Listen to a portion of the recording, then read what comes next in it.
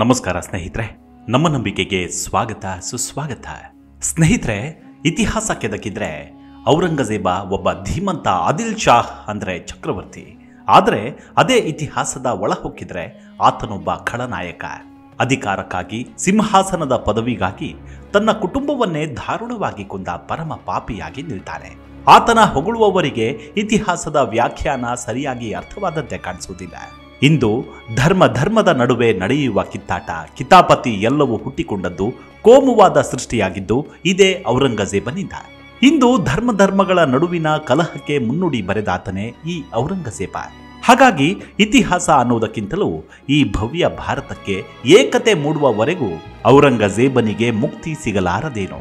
ಅವನ ಕ್ರೂರ ಮನಸ್ಥಿತಿಗೆ ಮೌನವಾಗಿ ಶಿರವೊಡ್ಡಿದವರ ಪೈಕಿ ಆತನ ಅಣ್ಣ ದಾರಾ ಶಿಕೋಹ್ ಕೂಡ ಒಬ್ಬ. ದಾರಾ ಶಿಕೋಹ್ ಯಾರು ಅನ್ನೋದು ಇತಿಹಾಸ ಬಲ್ಲ ಪ್ರತಿಯೊಬ್ಬರಿಗೂ ತಿಳಿದಿರುತ್ತೆ. ಹಾಗೆ ತನ್ನ ಅಣ್ಣನಿಂದಲೇ ಹತನಾದ ಈ ಧೀಮಂತ ವ್ಯಕ್ತಿಯನ್ನ ಇತಿಹಾಸ ಕೂಡ ಎಂದೆಂದಿಗೂ ಮರೆಯಲಾರದ್ದು. ಸೂಫಿ ಪಂಥದತ್ತ ವಾಲಿಕೊಂಡಿದ್ದ ದಾರಾ ಶಿಕೋಹ್ ಹಿಂದೂ ಧರ್ಮದ ವೇದಾಂತಗಳನ್ನು ಅಧ್ಯಯನ ಮಾಡಿ ಪಂಡಿತನೆನಿಸಿಕೊಂಡಿದ್ದ. ಸಾಲದಕ್ಕೆ ತನ್ನ ಬದುಕಿನುದ್ದಕ್ಕೂ ತತ್ವವನ್ನ ಅಳವಡಿಸಿಕೊಂಡವನು. ಅಲ್ಲದೆ ಸಂಸ್ಕೃತ ಭಾಷೆಯನ್ನ ಕಲಿತು ಉಪನಿಷತ್ತುಗಳಲ್ಲಿನ ತತ್ವಶಾಸ್ತ್ರದಿಂದ ಪ್ರೇರಿತರಾಗಿ ಅವುಗಳನ್ನ ಪರ್ಷಿಯನ್ ಭಾಷೆಗೂ ಕೂಡ ಅನುವಾದಿಸಿದ್ದ ಮಹಾನ್ ಪಂಡಿತ. ಮಜ್ಮಾ ಉಲ್ ಬಹರೇನ್ ಎಂಬ ಪ್ರಸಿದ್ಧ ಗ್ರಂಥವನ್ನ ಬರೆದಾತ. ಈ ಪುಸ್ತಕ ಹಿಂದೂ ಧರ್ಮದ ವೇದಗಳು ಮತ್ತು ಸೂಫಿ ಪಂಥದ ತತ್ವಶಾಸ್ತ್ರಗಳ ಸಂಗಮ ಎಂದು ಕರೆದ. ಸಿಖ್ ಧರ್ಮಗುರುಗಳ ಸ್ನೇಹವನ್ನ ಸಂಪಾದಿಸಿದ. ಕ್ರೈಸ್ತ ಮತದ ಒಳ ಅರ್ಥವನ್ನ ಅಭ್ಯಸಿಸಿದ. ಇಷ್ಟೆಲ್ಲ ಲೋಕ ಕಲ್ಯಾಣಾರ್ಥವಾಗಿ ಬದುಕಿದ ಮೊಘಲ್ ದೊರೆ ಶಹಜಹಾನನ ಮಗ ದಾರಾ ಶಿಕೋಹ್ನ ಅಂತ್ಯ ಕೂಡ ಅಷ್ಟೇ ದಾರುಣವಾಗಿತ್ತು. ಅದಕ್ಕೆ ಕಾರಣ ಧರ್ಮಭ್ರಷ್ಟನೆಂಬ ಆರೋಪದಡಿ. ಅಷ್ಟಕ್ಕೂ ಆತನ ಸಾವಿಗೆ ಕಾರಣವೇನು? ಯಾಕಾಗಿ ದಾರಾ ಶಿಕೋಹ್ಗೆ ಧರ್ಮಭ್ರಷ್ಟ ಪಟ್ಟವನ್ನು ನೀಡಲಾಯಿತು? ಅದಕ್ಕೆ ಇದ್ದ ಕಾರಣವೇನು? ಮುಂದೆ ಏನೆಲ್ಲ ಆಯಿತು ಅನ್ನೋದನ್ನ ಇಂದಿನ ಸಂಚಿಕೆಯಲ್ಲಿ ತಿಳಿದುಕೊಳ್ತಾ ಹೋಗೋಣ. ಅದಕ್ಕೂ ಮುನ್ನ ನಮ್ಮ ನಂಬಿಕೆಗೆ ನಿಮ್ಮ ಬೆಂಬಲವಿರಲಿ. ಸ್ನೇಹಿತರೆ, ಮಾರ್ಚ್ 20, 1615 ರಾಜಸ್ಥಾನದ ಅಜ್ಮೀರ್ನಲ್ಲಿ ಮೊಘಲ್ ಚಕ್ರವರ್ತಿ ಶಹಜಹಾನ್ ಹಾಗೂ ಮುಮ್ತಾಜ್ ಮಹಲಳ ಹಿರಿಯ ಮಗನಾಗಿ ಮತ್ತು ಆ ಕುಟುಂಬದ 3ನೇ ಮಗುವಾಗಿ ದಾರಾ ಶಿಕೋಹ್ನ ಜನನವಾಗತ್ತೆ. ಆತನಿಗೆ ದಾರಾ ಎಂದು ಹೆಸರಿಟ್ಟಿದ್ದು ಶಹಜಹಾನನೇ. ದಾರಾ ಅಂದ್ರೆ ಪರ್ಷಿಯನ್ ಭಾಷೆಯಲ್ಲಿ ಸಂಪತ್ತಿನ ಒಡೆಯ ಅಥವಾ ನಕ್ಷತ್ರ ಎಂದರ್ಥ. ಇನ್ನು ಶಿಕೋಹ್ ಅಂದ್ರೆ ಗಾಂಭೀರ್ಯ ಅಥವಾ ಭವ್ಯತೆ ಎಂಬ ಅರ್ಥವೂ ಇದೆ. 13 ಮಂದಿ ಸಹೋದರಿಯರ ಮಧ್ಯೆ ಹುಟ್ಟಿದ್ದ ದಾರಾ ಶಿಕೋಹ್ ಪ್ರೌಢಾವಸ್ಥೆಗೆ ಬಂದಾಗ ಉಳಿದದ್ದು ಕೇವಲ 6 ಮಂದಿ ಮಾತ್ರ. ಅವರೆಲ್ಲರೂ ಚಿಕ್ಕಂದಿನಲ್ಲೇ ಕಾಯಿಲೆಗೆ ತುತ್ತಾಗಿ ಅಕಾಲಿಕ ಮರಣಕ್ಕೆ ಗುರಿಯಾಗಿದ್ರು. ಶಹಜಹಾನನ ನಂತರ ಉತ್ತರಾಧಿಕಾರಿಯಾಗುವ ಹಕ್ಕು ಇದ್ದದ್ದು ಇದೇ ದಾರಾ ಶಿಕೋಹ್ನಿಗೆ. ಶಹಜಹಾನನ ಮುದ್ದಿನ ಮಗನೇ ಈ ದಾರಾ ಶಿಕೋಹ್. ಹಾಗಾಗಿ ತಂದೆಯೇ ದಾರಾನಿಗೆ ಪದಶಹಜಾದ ಈ ಬುಜರ್ಗ್ ಮರ್ತಬಾ ಎಂಬ ಬಿರುದನ್ನು ನೀಡಿದ್ದ. ಅಂದ್ರೆ ಉನ್ನತ ಶ್ರೇಣಿಯ ರಾಜಕುಮಾರನೆಂದು. ಈತನನ್ನ ಕಂಡರೆ ಅಪ್ಪ ಹಾಗೂ ಹಿರಿಯ ಸಹೋದರಿಯಾಗಿದ್ದ ರಾಜಕುಮಾರಿ ಜಹಾನಾರಾ ಬೇಗಂ ತನ್ನ ತಮ್ಮನೇ ಮೊಘಲ್ ದೊರೆಯಾಗಬೇಕೆಂದು ಕನಸು ಕಂಡಿದ್ಲು. ದಾರಾ ಶಿಕೋಹ್ ಬೆಳೆಯುತ್ತಲೇ ಸಹೋದರಿಯರಾದ ಜಹಾನಾರಾ ಬೇಗಂ, ಶಾ ಸುಜಾ, ರೋಷನಾರಾ ಬೇಗಂ, ಔರಂಗಜೇಬ, ಮುರಾದ್ ಬಕ್ಷ್ ಮತ್ತು ಗೌಹಾರ ಬೇಗಂ ಅವರೊಂದಿಗೆ ಕೂಡಿಕೊಂಡು ಬೆಳೆದ. ಅದರಲ್ಲಿ ಔರಂಗಜೇಬನಿಗೆ ಯಾವಾಗಲೂ ಅಧಿಕಾರದ್ದೇ ಲಾಲಸೆ. ಅಲ್ಲದೆ ತನ್ನ ತಂದೆಗೆ ದಾರಾ ಶಿಕೋಹ್ ಮೇಲಿದ್ದ ಅತಿಯಾದ ಪ್ರೀತಿಯಿಂದ ಯಾವಾಗಲೂ ಕಿಡಿಕಾರ್ತಿದ್ದ. ಆತನೊಂದಿಗೆ ಸೇರುವುದು ಕಡಿಮೆಯಾಗಿತ್ತು. ಆದರೆ ದಾರಾಗೆ ಸಹೋದರಿ ಜಹಾನಾರಾ ಬೇಗಂಳೊಂದಿಗೆ ಅನ್ಯೋನ್ಯ ಬಾಂಧವ್ಯವಿತ್ತು. ಬಾಲ್ಯದಲ್ಲಿ ದಾರಾ ಶಿಕೋಹ್ ಕುರಾನ್, ಇತಿಹಾಸ, ಪರ್ಷಿಯನ್ ಕಾವ್ಯ ಮತ್ತು ಕ್ಯಾಲಿಗ್ರಫಿಯನ್ನ ಅಧ್ಯಯನ ಮಾಡಿದ. ಹಾಗಾಗಿ ಚಿಕ್ಕ ವಯಸ್ಸಿನಲ್ಲೇ ಆಧ್ಯಾತ್ಮದ ತುಡಿತ ಎದ್ದು ಕಾಣುತ್ತಿತ್ತು.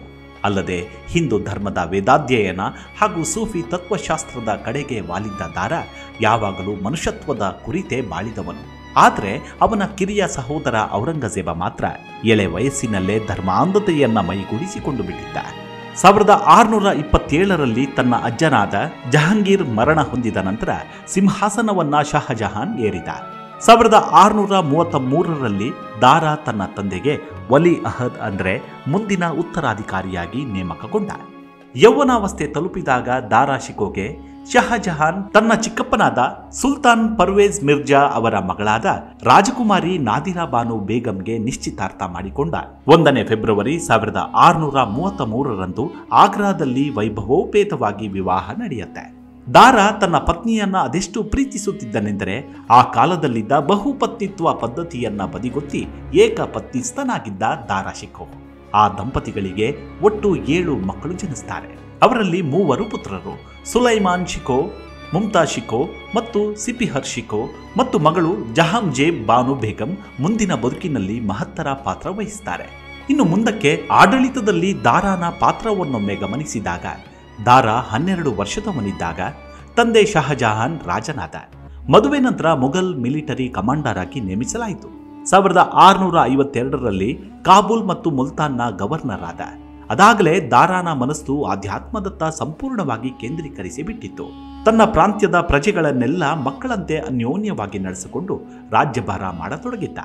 ಆತ ತತ್ವಜ್ಞಾನಿ ಮತ್ತು ಬುದ್ಧಿಜೀವಿ. ಆ ಕಾಲದಲ್ಲಿಯೇ ಕುರಾನ್ನೊಂದಿಗೆ ಕ್ರೈಸ್ತ ಧರ್ಮ ಹಾಗೂ ಹಿಂದೂ ಧರ್ಮದ ವೇದಾಧ್ಯಯನವನ್ನ ಪಂಡಿತರ ಮುಖಾಂತರ ಕಲಿತಿದ್ದ. ಅಲ್ಲದೆ ಸಂಸ್ಕೃತ ಭಾಷೆಯನ್ನ ನಿರರ್ಗಳವಾಗಿ ಮಾತನಾಡಲು ಓದಲು ಕಲಿತುಕೊಂಡಿದ್ದ. ಹಾಗೆ ಉಪನಿಷತ್ತುಗಳಲ್ಲಿನ ತತ್ವಶಾಸ್ತ್ರದಿಂದ ಪ್ರೇರಿತನಾಗಿ ಅವುಗಳನ್ನು ಪರ್ಷಿಯನ್ ಭಾಷೆಗೆ ಅನುವಾದಿಸಿದ. ದಾರಾ ಸೂಫಿ ಪಂಥದ ಕಟ್ಟ ಅನುಯಾಯಿ, ಸಾಲದಕ್ಕೆ ಸಹಿಷ್ಣುತೆಗೆ ಮಾದರಿಯಾಗಿದ್ದ. ಅಲ್ಲದೆ ಕವಿ ಹೃದಯಿ ಕೂಡ. 7ನೇ ಸಿಖ್ ಗುರು ಹರ್ರಾಯ್ ಅವರೊಂದಿಗೆ ಸ್ನೇಹವನ್ನ ಸಂಪಾದಿಸಿಕೊಂಡ. ಈ ಎಲ್ಲ ಬೆಳವಣಿಗೆ ದಾರಾ ಶಿಕೋಹ್ಗೆ ಅತಿ ಜನಪ್ರಿಯತೆಯನ್ನ ತಂದುಕೊಡ್ತು. ಎಲ್ಲ ಧರ್ಮೀಯರು ಇವರನ್ನ ಮೆಚ್ಚಿ ಪ್ರೀತಿಸತೊಡಗ್ತಾರೆ. ಅಷ್ಟೊತ್ತಿಗಾಗಲೇ ದಾರಾ ಶಿಕೋ ಅನೇಕ ಪುಸ್ತಕಗಳನ್ನು ಬರೆದಿದ್ದ. ಅದರಲ್ಲಿ ಅತ್ಯಂತ ಪ್ರಸಿದ್ಧವಾದದ್ದು ಅಂದರೆ ಮಜ್ಮಾ ಉಲ್ ಬಹರೇನ್. ಇದರ ಅರ್ಥ 2 ಸಮುದ್ರಗಳ ಸಂಗಮ ಎಂದು. ಅವುಗಳೆಂದರೆ ಹಿಂದೂ ಧರ್ಮದ ವೇದಗಳು ಮತ್ತು ಸೂಫಿ ಪಂಥದ ತತ್ವ ಸಾರಗಳ ತುಲನಾತ್ಮಕ ಅಧ್ಯಯನವಾಗಿದೆ. ಇಂದಿಗೂ ಆ ಪುಸ್ತಕವನ್ನ ದೆಹಲಿಯ ಗ್ರಂಥಾಲಯದಲ್ಲಿರಿಸಿ ಸಂರಕ್ಷಿಸಲಾಗಿದೆ. ಅಲ್ಲದೆ ಅದನ್ನ ಭಾರತೀಯ ಪುರಾತತ್ವ ಸಮೀಕ್ಷೆ ನಿರ್ವಹಿಸುತ್ತಿದೆ. ಇನ್ನು ಮುಂದಕ್ಕೆ ನಡೆಯುವುದು ಅಣ್ಣ ತಮ್ಮಂದಿರ ತಾಯಾದಿ ಕಲಹ. ಶಹಜಹಾನ್ ತನ್ನ ಇತರ ಮಕ್ಕಳಿಗಿಂತ ದಾರಾ ಮೇಲೆ ಹೆಚ್ಚಿನ ಪ್ರೀತಿ ಇಟ್ಟುಕೊಂಡಿದ್ದ. ಇದು ದಾರಾ ಮೇಲೆ ಸಹೋದರ ಔರಂಗಜೇಬನ ದ್ವೇಷಕ್ಕೆ ಕಾರಣವಾಯಿತು. ಅದಾಗಲೇ ಔರಂಗಜೇಬ ಕೆಲವು ಪ್ರಾಂತ್ಯಗಳನ್ನು ನಿರ್ವಹಿಸುತ್ತಿದ್ದ. ಸಾಲದಕ್ಕೆ ಯುದ್ಧ ತಾಂತ್ರಿಕ ನೀತಿಯಲ್ಲೂ ನಿಪುಣನೆನಿಸಿಕೊಂಡಿದ್ದ ಹಾಗೂ ಮೊಘಲ್ ಸಾಮ್ರಾಜ್ಯದ ಉತ್ತಮ ಸೇನಾನಿಯಾಗಿ ಸೈನ್ಯದ ಕಮಾಂಡರ್ ಆಗಿದ್ದ. ಹೀಗೆ ಇದ್ದ ಒಳಬೇಗುದಿ ಸ್ಫೋಟವಾಗಿದ್ದು ಶಹಜಹಾನ ಅನಾರೋಗ್ಯಕ್ಕೆ ಒಳಗಾದ ನಂತರ ಶಹಜಹಾನ್ ಹಾಸಿಗೆ ಹಿಡಿದಾಗ ಸಿಂಹಾಸನಕ್ಕಾಗಿ ಸಹೋದರರ ಮಧ್ಯೆ ಮತ್ಸರ ಶುರುವಾಯಿತು. ಪುತ್ರರ ನಡುವೆ ಸಿಂಹಾಸನಕ್ಕಾಗಿ ಅಧಿಕಾರಕ್ಕಾಗಿ ಹೋರಾಟ ಪ್ರಾರಂಭವಾಯಿತು. ಅದು ಮೇ 1658ರಲ್ಲಿ ತನ್ನ ಮತ್ತೊಬ್ಬ ಸಹೋದರನಾದ ಮುರಾದ್ ಬಕ್ಷನ ಬೆಂಬಲವನ್ನು ಪಡೆದುಕೊಂಡ ಔರಂಗಜೇಬ ಸಮುಘರ್ ಕದನದಲ್ಲಿ ದಾರಾ ಶಿಕೋಹ್ನನ್ನ ಸೋಲಿಸಿ ತನ್ನ ತಂದೆಯನ್ನ ಪದಚ್ಯುತಿಗೊಳಿಸಿ ಸಿಂಹಾಸನದ ಗದ್ದುಗೆ ಏರಿದ ತನ್ನ ತಂದೆಯನ್ನ ಸೆರೆಮನೆಗೆ ತಳ್ಳಿದ. ಸೋಲಿನ ಬಳಿಕ ದಾರಾ ಶಿಕೋಹ್ ಆಗ್ರಾದಿಂದ ಸಿಂಧ್ನ ಥಟ್ಟಾ ಮೂಲಕ ಕಥಿಯಾವಾರ್ಗೆ ಪಲಾಯನ ಮಾಡಿ ಒಂದು ಸೈನ್ಯವನ್ನು ಕಟ್ಟಿಕೊಂಡು ಮತ್ತೊಮ್ಮೆ ದಿಯೋರೈ ಎಂಬಲ್ಲಿ ಔರಂಗಜೇಬನನ್ನ ಮುಖಾಮುಖಿಯಾದ. ಆದರೆ ಆ ನಿರ್ಣಾಯಕ ಯುದ್ಧದಲ್ಲಿ ದಾರಾ ಮತ್ತೆ ಸೋಲನ್ನು ಅನುಭವಿಸಿದ. ಆ ಸೋಲಿನ ನಂತರ ಸಿಂಧ್ಗೆ ತೆರಳಿ ಅಫ್ಘಾನ್ ಮುಖ್ಯಸ್ಥನ ಆಶ್ರಯವನ್ನು ಪಡೆದ. ದುರಾದೃಷ್ಟವಶಾತ್ ದಾರಾಗೆ ಆ ಮುಖ್ಯಸ್ಥನೇ ಕುತಂತ್ರ ಮಾಡಿ ಔರಂಗಜೇಬನ ಸೈನ್ಯವನ್ನು ಕರೆಸಿ ದಾರಾನನ್ನ ಔರಂಗಜೇಬನಿಗೆ ಒಪ್ಪಿಸಿಬಿಟ್ಟ. ದಾರಾನನ್ನ ದೆಹಲಿ ಸಾಮ್ರಾಜ್ಯಕ್ಕೆ ಕರೆತಂದ ಔರಂಗಜೇಬ ತನ್ನ ಒಡಹುಟ್ಟಿದ ಅಣ್ಣನೆಂದು ನೋಡದೆ ಸಾರ್ವಜನಿಕವಾಗಿಯೇ ಆನೆಗೆ ಕಟ್ಟಿಸಿ ಸೆಗಣಿ ಏಟನ್ನು ನೀಡಿ ಇಡೀ ಊರಿನ ಸುತ್ತ ಮೆರವಣಿಗೆ ಮಾಡಿಸಿ ಅವಮಾನಿಸಿದನೆಂದು ಇತಿಹಾಸ ಹೇಳುತ್ತೆ. ಹೀಗೆ ಈ ವಿಚಾರದ ಕುರಿತಾಗಿ ದೆಹಲಿಯಲ್ಲಿ ದಂಗೆ ಏಳಬಹುದು ಎಂಬ ಗುಮಾನಿಯ ಮೇರೆಗೆ ರಾಜಿ ಮಾಡಿಕೊಳ್ಳುವ ನೆಪವೊಡ್ಡಿ ಗಣ್ಯರು ಮತ್ತು ಮೌಲ್ವಿಗಳ ಸಮಾವೇಶವನ್ನು ಕರೆದ ಔರಂಗಜೇಬನ ಮುಂದಿನ ಯೋಜನೆ ಯಾರಿಗೂ ತಿಳಿದೇ ಇರಲಿಲ್ಲ. ಅದು ನಿಜಕ್ಕೂ ಆತನ ವಿಕೃತ ಮನಸ್ಥಿತಿಯ ಅನಾವರಣವೇ.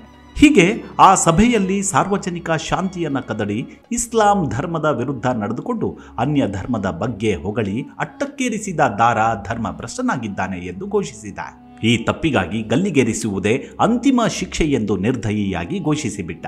ಅದು 1659 ಆಗಸ್ಟ್ 30 ರಾತ್ರಿ. ದಾರಾನ ಮಗನ ಮುಂದೆಯೇ ಔರಂಗಜೇಬ ತನ್ನ 4 ಸಹಾಯಕರಿಗೆ ಆಜ್ಞೆ ನೀಡಿ ಕತ್ತು ಸೀಳಿ ಕ್ರೂರವಾಗಿ ಹತ್ಯೆ ಮಾಡಿಸಿದ. ನಂತರ ದಾರಾ ಶಿಕೋನ ದೇಹವು ಯಾರಿಗೂ ಸಿಗಬಾರದೆಂದು ಯಾರೊದ್ದೋ ಸಮಾಧಿಯನ್ನಾಗಿಸಿ ಅಲ್ಲಿ ದಾರಾ ಶವವನ್ನ ಹೂಳಿಸಿ ವಿಕೃತಿ ಮೆರೆದ. ಅಲ್ಲಿಗೆ ಔರಂಗಜೇಬ ನಾನೇ ಆದಿಲ್ ಶಾನೆಂದು ಮೆರೆಯುತ್ತಿದ್ದ. ಇತ್ತ ಕಡೆ ಓರ್ವ ಧೀಮಂತ ರಾಜಕುಡಿ ಅನಾಥನಂತೆ ಗೊತ್ತು ಗುರಿ ಇಲ್ಲದ ಸ್ಥಳದಲ್ಲಿ ಮಣ್ಣಲ್ಲಿ ಮಣ್ಣಾದ. ಈ ಬಗ್ಗೆ ಮೊಘಲ್ ಆಸ್ಥಾನದಲ್ಲಿದ್ದ ವೆನಿಷಿಯನ್ ಪ್ರವಾಸಿಗ ನಿಕೋಲಾವ್ ಮನುಚಿ ಎಂಬಾತ ದಾರಾ ಶಿಕೋನ ಸಾವಿನ ಚಿತ್ರಣವನ್ನ ಅತ್ಯಂತ ಸ್ಪಷ್ಟವಾಗಿ ದಾಖಲಿಸ್ತಾನೆ. ಆ ಕೃತಿಯ ಪ್ರಕಾರ ದಾರಾನನ್ನ ಸೆರೆ ಹಿಡಿದ ನಂತರ ಔರಂಗಜೇಬ ತನ್ನ ಅಣ್ಣನ ಶಿರಚ್ಛೇದವನ್ನ ಮಾಡಿಸಿ ತಲೆಯನ್ನ ತನ್ನ ಬಳಿಗೆ ತರಲು ಸೈನಿಕರಿಗೆ ಆದೇಶಿಸಿದನಂತೆ. ತದನಂತರ ಆ ಶಿರವನ್ನ ಮುಟ್ಟಿ ಹಿಂದೂ ಮುಂದು ತಿರುಗಿಸಿ ತನ್ನ ಕಿಸೆಯಲ್ಲಿದ್ದ ಕತ್ತಿಯನ್ನ ಹೊರತೆಗೆದು ಆ ಕತ್ತರಿಸಿದ ಶಿರಕ್ಕೆ 3 ಬಾರಿ ತಿವಿದು ವಿರೂಪಗೊಳಿಸಿದನಂತೆ. ಆದರೆ ಮುಂದೆ ನಡೆದದ್ದು ನಿಜಕ್ಕೂ ಔರಂಗಜೇಬ ಹುಚ್ಚನೋ ಲುಚ್ಚನೋ ರಕ್ತಪಿಪಾಸುವೋ ಏನೆಂಬುದು ಸಾಬೀತಾಗುತ್ತೆ. ಅದೇನೆಂದರೆ, ವಿರೂಪಗೊಳಿಸಿದ್ದ ತನ್ನ ಅಣ್ಣನ ಶಿರವನ್ನೇ ಸೆರೆಮನೆ ವಾಸದಲ್ಲಿದ್ದ ಶಹಜಹಾನನಿಗೆ ತಲುಪಿಸಲು ಹೇಳಿದ. ಅದು ಯಾವ ಸಮಯದಲ್ಲಿ ಅಂದರೆ, ಶಹಜಹಾನನಿಗೆ ಊಟ ಕಳುಹಿಸುವ ತಟ್ಟೆಯಲ್ಲಿ ಈ ಶಿರವನ್ನು ಕಳುಹಿಸಲು ಆಜ್ಞೆ ಇದ್ದ. ಇತ್ತ ಕಡೆ ಊಟದೊಂದಿಗೆ ಒಂದು ಚಿನ್ನದ ಪೆಟ್ಟಿಗೆಯನ್ನು ನೋಡಿ ಹರ್ಷಗೊಂಡ ಶಹಜಹಾನ್ ಪೆಟ್ಟಿಗೆಯಲ್ಲಿ ಏನಿದೆ ಎಂದು ತಿಳಿಯದೆ, ಓಹೋ, ನನ್ನ ಮಗ ಇನ್ನೂ ನನ್ನನ್ನು ನೆನಪಿಸಿಕೊಳ್ಳುತ್ತಿದ್ದಾನ, ಪಾಪ ಎಷ್ಟೇ ಆದರೂ ನನ್ನ ಮಗ ತಾನೆ, ಅಲ್ಲಾಹು ಒಳ್ಳೆಯದನ್ನೇ ಮಾಡಲಿ ಎಂದು ನಗುತ್ತಲೇ ಪೆಟ್ಟಿಗೆಯನ್ನು ತೆರೆದ. ಆಗ ತನ್ನ ಮುದ್ದಿನ ಮಗನಾದ ದಾರಾ ಶಿಕೋಹ್ನ ಬರ್ಬರವಾಗಿ ಸೀಳಿದ ಶಿರವನ್ನ ಕಂಡೊಡನೆ ಶಹಜಹಾನ ಗಾಬರಿಗೊಂಡು ಪ್ರಜ್ಞಾಹೀನನಾದ. ಅಲ್ಲಿಗೆ ದಾರಾ ಶಿಕೋಹ್ನ ಸಮಾಧಿ ಎಲ್ಲಿದೆ ಅನ್ನೋದೇ ನಿಗೂಢವಾಗಿತ್ತು. ಇತ್ತೀಚೆಗೆ ಅಂದರೆ ಸುಮಾರು 400 ವರ್ಷಗಳ ಬಳಿಕ ದಕ್ಷಿಣ ದೆಹಲಿ ಮುನ್ಸಿಪಲ್ ಕಾರ್ಪೊರೇಷನ್ 2020ರಲ್ಲಿ ದಾರಾ ಸಮಾಧಿಯನ್ನ ಪತ್ತೆ ಹಚ್ಚುವುದಕ್ಕೆ ಮುಂದಾಯಿತು. ಸತತ 4 ವರ್ಷಗಳ ಸಂಶೋಧನೆಯ ನಂತರ ಹುಮಾಯೂನ್ ಸಮಾಧಿಯ ಗುಮ್ಮಟದ ಕೆಳಗಿರುವ ವಾಯುವ್ಯ ಕೊಠಡಿಯಲ್ಲಿದ್ದ 3 ಸಮಾಧಿಗಳಲ್ಲಿ ಒಂದು ದಾರಾ ಶಿಕೋಹ್ನ ಸಮಾಧಿ ಎಂದು ಖಚಿತಪಡಿಸಿತು. ಫೆಬ್ರವರಿ 2017ರಲ್ಲಿ ನವದೆಹಲಿ ಮುನ್ಸಿಪಲ್ ಕಾರ್ಪೊರೇಷನ್ ಡಾಲೌಸಿ ರಸ್ತೆಯನ್ನ ದಾರಾ ಶಿಕೋಹ್ ರಸ್ತೆ ಎಂದು ಮರುನಾಮಕರಣ ಮಾಡಿತು. ಹೀಗೆ ಇತಿಹಾಸದಲ್ಲಿ ಔರಂಗಜೇಬನ ವಿಕೃತಿಯೇ ಕಣ್ಣು ಕುಕ್ಕುವಾಗ ಅವನು ದಕ್ಷ ರಾಜನ ಅಥವಾ ವಿಕೃತ ಪ್ರಾಣಿಯ ಅನ್ನೋದನ್ನ ಆಲೋಚಿಸಬೇಕಾಗತ್ತೆ. ಇದು ಒಂದು ಸಣ್ಣ ಉದಾಹರಣೆಯಷ್ಟೇ. ಮುಂದಿನ ಸಂಚಿಕೆಯಲ್ಲಿ ಮತ್ತೆ ಭೇಟಿಯಾಗೋಣ. ಅಲ್ಲಿವರೆಗೂ ನಿಮ್ಮ ಆರೋಗ್ಯದ ಕಡೆ ಗಮನವಿರಲಿ. Take care. ನಮಸ್ಕಾರ.